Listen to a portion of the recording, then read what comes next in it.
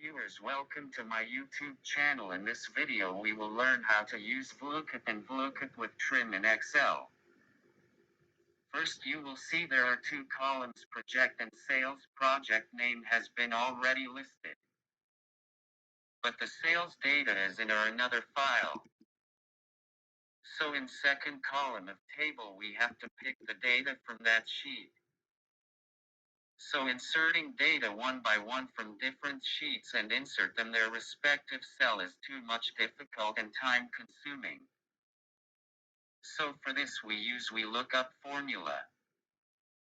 So click on the first cell, start writing the formula equals VLOOKUP lookup value that you want to find in other sheets. Select the table array from which you want to find. Then tell the column index from whose column data you want to insert in the cell. In this case we write 2. At the end select true or false. For matching exact value we select true, that is 0. Now you see the Excel pick the data from another sheet. Now drag down to implement the formula in each cell. Now you can see some cells have NA. It means the reference cell name whose data we try to pick have some spaces left and not same as other sheet. So for this we use VLOOKUP plus trim.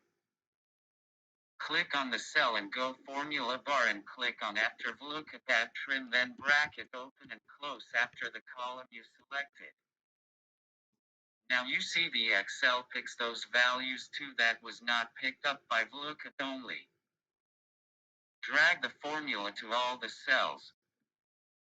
In the end, don't forget to remove the link formula by using copy and paste values option. So now your sheet is no more linked with the data sheet. Thank you for watching our video. Kindly subscribe our channel for more videos.